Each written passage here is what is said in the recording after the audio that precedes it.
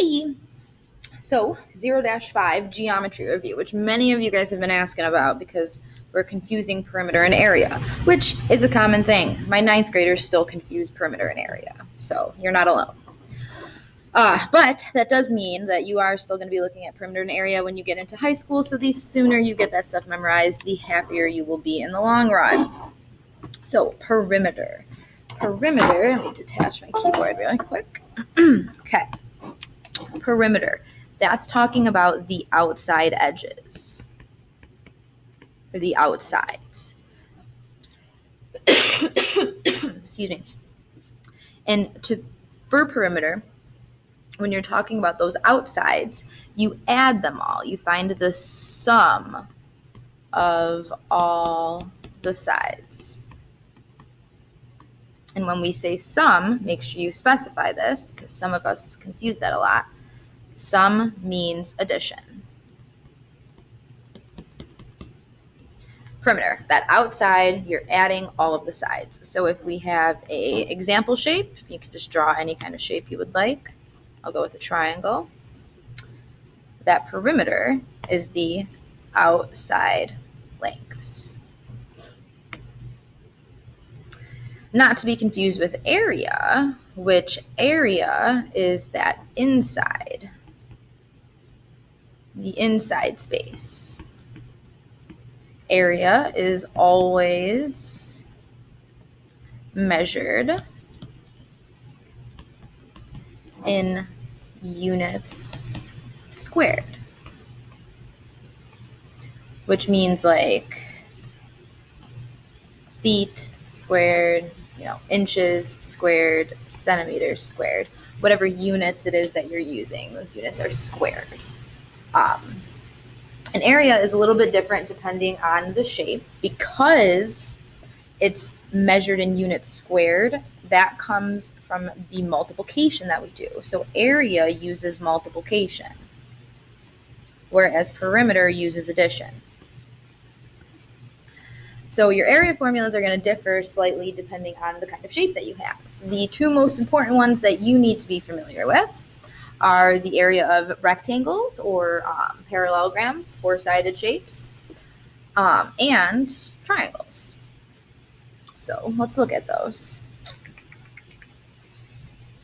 Okay, so area of a parallelogram is that area equals base times height, or area equals length times width. Got base times height. Length times width. And yes, I am going to constantly be using parentheses to represent multiplication. You might want to consider making that change also. So area of a parallelogram, base times height, length times width, either one, both of those are the same thing.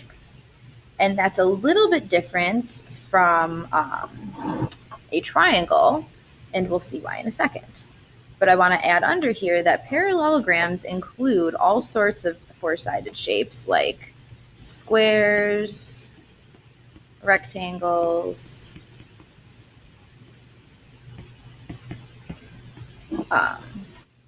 and that's about it. So then, let's see. Hopefully you wrote a little bit smaller than I did. I guess I could have given myself more room.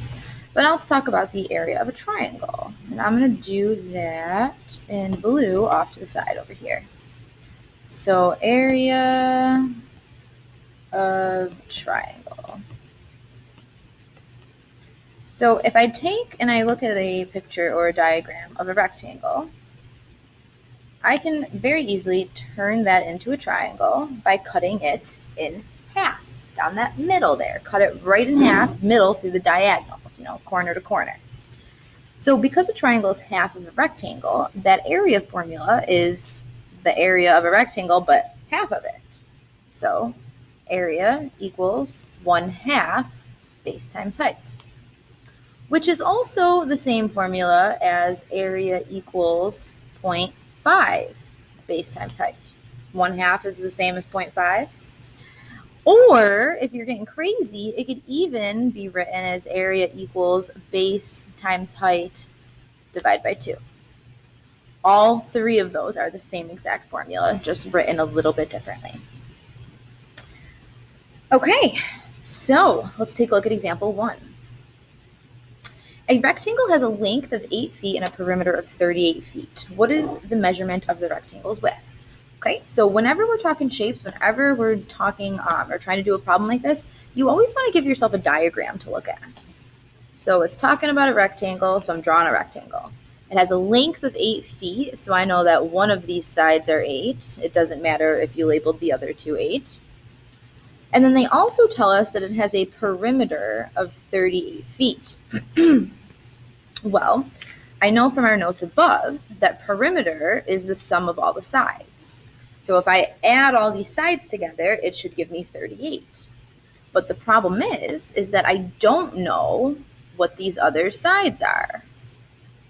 But I do know that those two sides are the same, right? I know that those two sides, because they're opposite of each other, are the same, just like the 8 and the side across from the 8 is both the same too.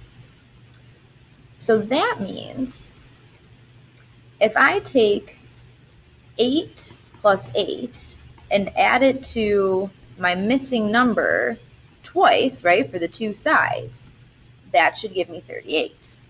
Well, I know 8 plus 8 is 16, plus question mark equals 38.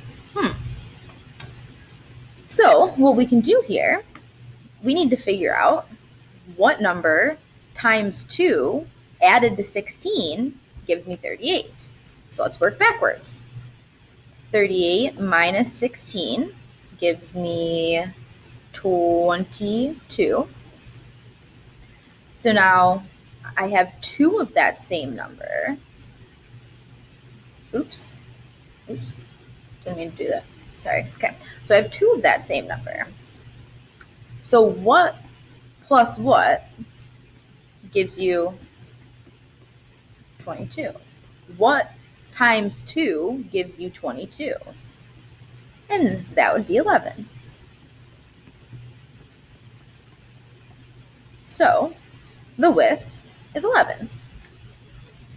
And I'm just going to write a little answer sentence.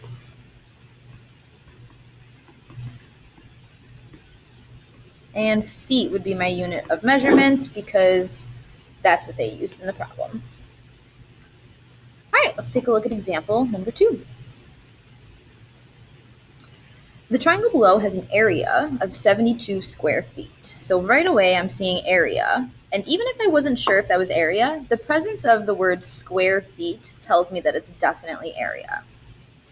So I know from my notes that the area of a triangle is equal to 1/2 base times height.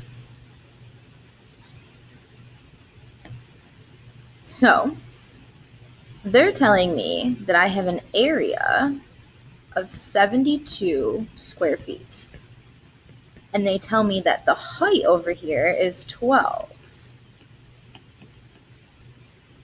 So there's some number times the base that I divide by 2, or if that's a little confusing, multiply by 1/2 to get 72.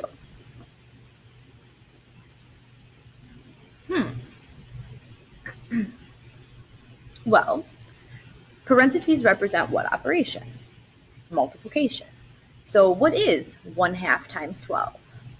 Now, if I put 12 over 1, 12 times 1 on the top is 12, 2 times 1, 12 over 2, which is really just fraction bars represent what operation? Division. So 12 divided by 2, 6 times the base. Okay. So then, if 6 is multiplied by the base to get 72, what is the opposite? What's the inverse operation of multiplication? division. So I can divide both sides by 6 to get my base is equal to 12. And we found our base. If you're feeling ambitious and wanted to check your work, you could very easily do that by using the formula. Base times height divided by 2. 12 times 12 is 144. Divided by 2 is that 72. I want to point out one last thing really quick, going back to the triangle area. And that is that when you're using that height, you need to make sure that it is a straight up and down height. That is the height, not that slanted piece. All right, end rant. Try your best on the homework.